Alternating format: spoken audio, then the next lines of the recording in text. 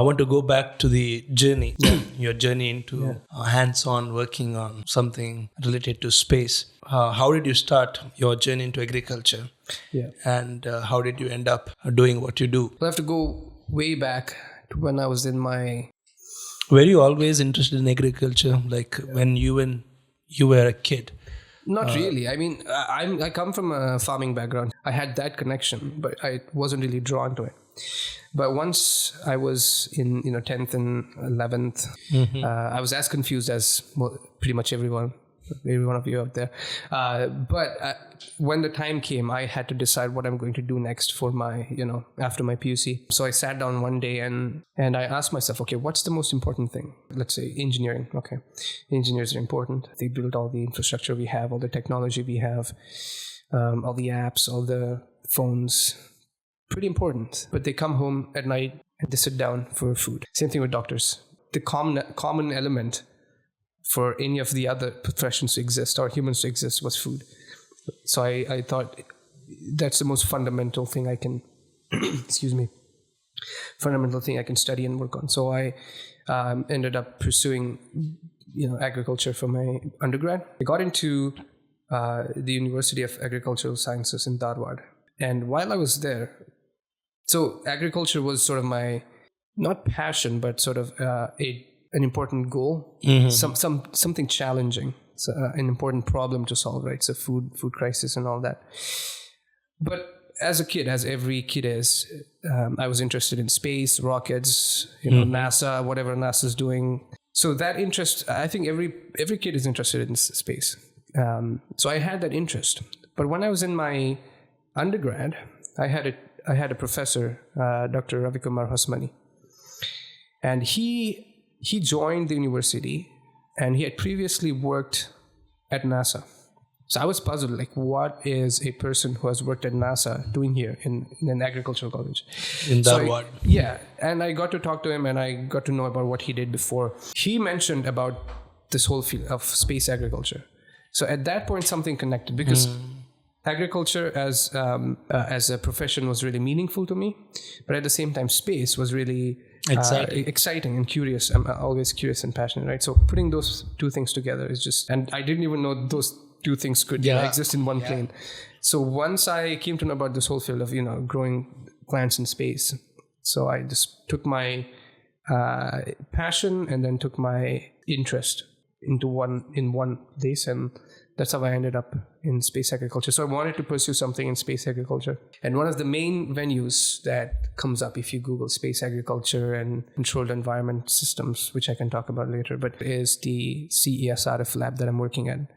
And then I was fortunate enough to get a master's student position there. And then I have not left since. We have a running joke in our lab that anybody who comes there stays there for the rest of their life, because that's the place where we do what we do. There's no other place. Nice. You came here for vacation for a while. Yeah. So just before coming, like leaving your university, so what were you working on hands-on? Currently, I'm working towards my PhD project, which is growing medicinal plants in controlled environments. So you have your typical field production, right? So you grow plants outside in a field, and you have control of some elements, right? You can control the water availability through irrigation. You can control the nutrients available through fertilization.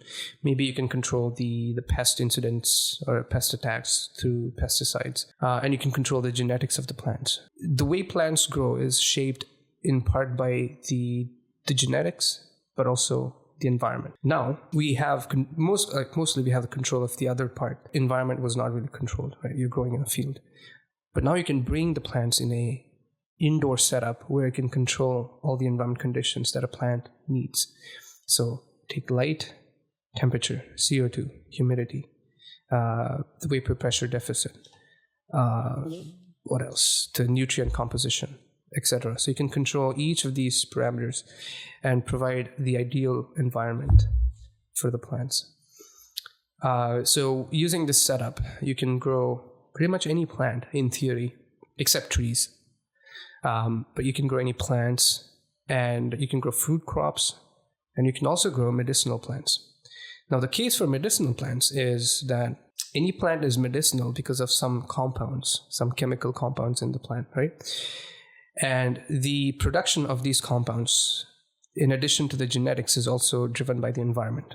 Right? So some sort of environmental stress or environmental trigger can produce these compounds, typically fall under secondary metabolites. So one thing is you can grow these plants indoors and provide the exact environment signal that can trigger the production of these medicinal compounds. But also, because it's medicine, you need stricter regulations. Right? You can grow medicinal plants in the field, but then there's a risk of contamination with heavy metals or excess nutrients. You have pest attacks, diseases, and the weather is, uncertain. You cannot control it. So the plants you get from this season might be completely different from the next season, right? In terms of, even if you use the same genetics, because the environment is different, you have a different profile of the chemical compounds. Now you eliminate this problem by bringing them indoors and you give them a precise environment. And so each plant is similar to the other plant as much as possible. And even from from batch to batch, right? So this year's plants will be similar to next year's plants because you have the exact same environment. So a good case can be made for the need of controlled environments for medicinal plants particularly. And also the plants that are grown indoor are safer, cleaner. You can control what goes into the system. So there's dramatic decrease in the risk of contamination and whatnot. Yeah, and the plants are more standardized so that you know exactly what's in the plant, the chemical composition and the chemical profile, such that if you have to make a drug, it has to be highly regulated. So controlled environments are really essential. Right. So what medicinal plants are you working on?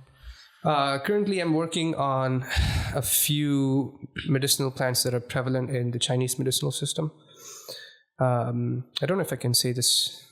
It's a confidential information. Probably. So I think we can move on. Yeah. You can tell me afterwards. I'll let you know, but then I have to kill you.